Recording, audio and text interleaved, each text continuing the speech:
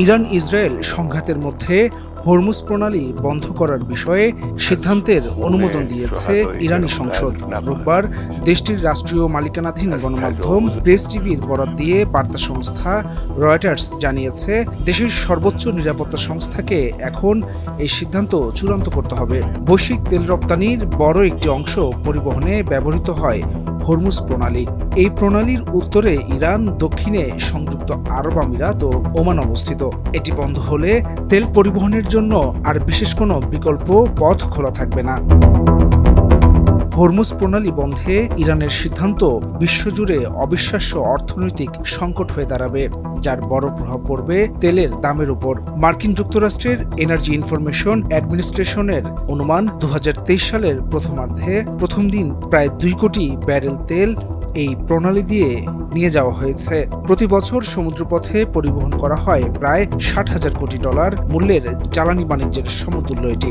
Hormuz প্রণালী বন্ধের ফলে বিশ্বব্যাপী তেল সরবরাহের ক্ষেত্রে উল্লেখযোগ্যভাবে দেরি হতে পারে। এর ফলে যুক্তরাষ্ট্র সহ অন্যান্য যেসব দেশ উপসাগরীয় দেশগুলো থেকে তেল আমদানির উপর নির্ভরশীল, তারাও ক্ষতিগ্রস্ত হতে পারে। বিশ্লেষকদের মতে হরমুজ প্রণালী বন্ধের প্রভাব হিসেবে ইসরায়েল ও ইরানের মধ্যে সংঘাত আরও তীব্র হয়ে উঠতে পারে। বিশ্লেষকদের মতে ইরানের কাছে হরমুজ প্রণালী বন্ধ করা অনেকটা পারমাণবিক অস্ত্র রাখার মতোই। একে প্রতিরোধ ক্ষমতা হিসেবে বিবেচনা করা হয়। হরমুজ প্রণালী ইরান ও ওমানের মধ্যে অবস্থিত একটি চ্যানেল বা খাল। এর প্রবেশ এবং প্রস্থান পথ প্রায় 50 কিলোমিটার প্রশস্ত। মধ্যবর্তী স্থানে এর সংকীর্ণ অংশ প্রায় 40 কিলোমিটার প্রশস্ত। তবে এই প্রণালীর কেন্দ্রীয় অংশ বড় জাহাজের চলাচল করার জন্য যথেষ্ট গভীর। আন্তর্জাতিক সম্প্রদায় যেমন দীর্ঘদিন ধরে ইরানের সামরিক পারমাণবিক কর্মসূচির বিরোধিতা করে আসছে, তেমনি বৃহৎ শক্তিগুলো বারবার বলছে যে তারা তেহরানকে সেদেশের কৌশলগত ভৌগোলিক অবস্থান ব্যবহার করে বৈশ্বিক জ্বালানি সরবরাহ বন্ধ করতে দেবে না।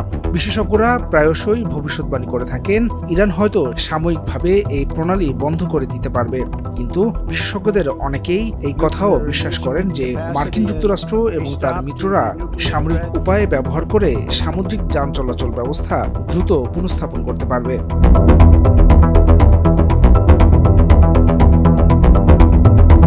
হাসান শাব্বির, ভোরের কাগজ।